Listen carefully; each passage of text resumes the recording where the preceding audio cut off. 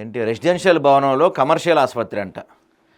అనుమతి రెసిడెన్షియల్, కట్టింది కమర్షియల్. పట్టించుకొని Mancherial corporation town planning. Mancherial municipal commissioner ఏం చేస్తున్నట్టు? స్టిల్ట్ పార్కింగ్ అనుమతి తీసుకొని సెల్లార్ నిర్మాణం. అసలు దీనికి మించిన కామెడీ ఇంకేమైనా ఉంటుందా? సీరియస్గానే కామెడీ ఇది. ఇప్పుడు రెసిడెన్షియల్ పర్మిషన్ తీసుకొని ఇంత చక్కగా హాస్పిటల్, ఇది మామూలు ఈ కన్స్ట్రక్షన్ అంటే మనకి గ్లాసులు ఇదంతా చూస్తే అసలు రెసిడెన్షియల్లా కనపడుతుందా? ఎవడ నిల్లిట కట్టుకుంటాడు ఎవడన్నా? కళ్ళు మూసుకుపోయినా కళ్ళు కనపడట్లేదు వీళ్ళకి.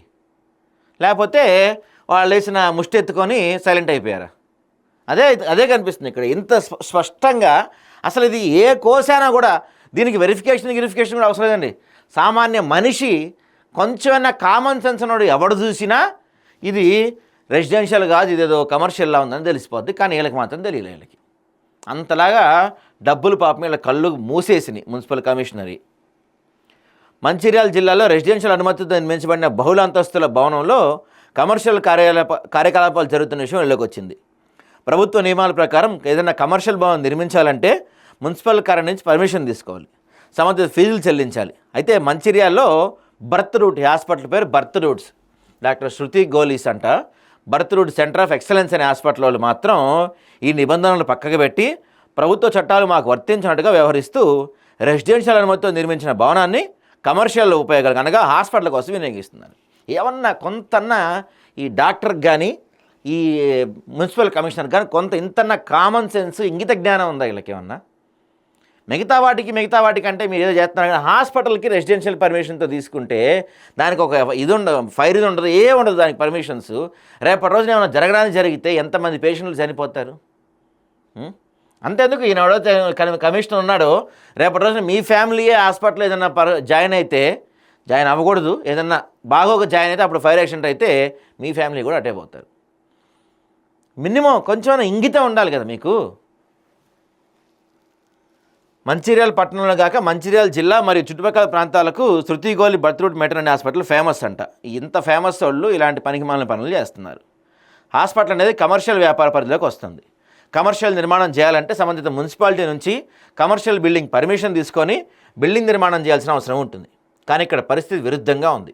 ఈ హాస్పిటల్ బిల్డింగ్ యజమాని మంచిర్యాల మున్సిపాలిటీ నుంచి 2019 సంవత్సరంలో స్టిల్ట్ మరియు రెసిడెన్షియల్ భవనం నిర్మాణం కోసం G+5 అనుమతి తీసుకోగా అనుమతులకు విరుద్ధంగా సెల్లార్ నిర్మాణం చేపట్టడమే కాకుండా ఈ బిల్డింగ్లో హాస్పిటల్ కూడా కడుతున్నారు.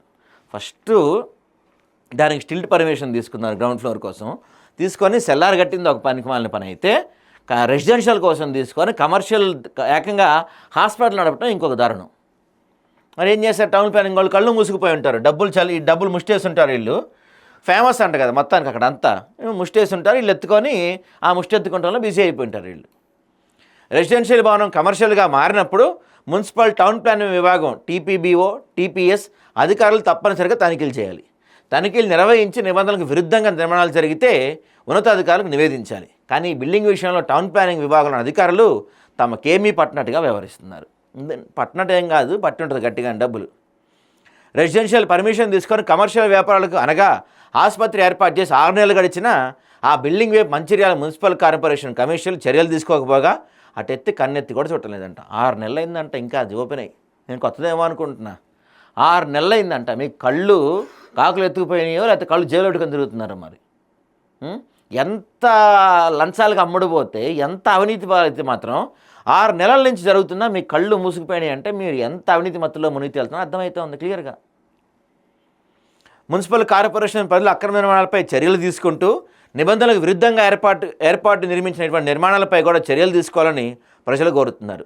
ఇదే విషయమై మున్సిపల్ కార్పొరేషన్ కమిషనర్ ఆదాబాద్రావు వివరణ కోరగా మున్సిపల్ చట్టం ప్రకారం చర్యలు తీసుకుంటారు. అంటే మా లాంటి వాళ్ళు ఎవరన్నా అడిగితే చర్యలు తీసుకుంటారు, లేకపోతే మాత్రం కళ్ళ గంతలు కట్టుకొని కూర్చుంటారు.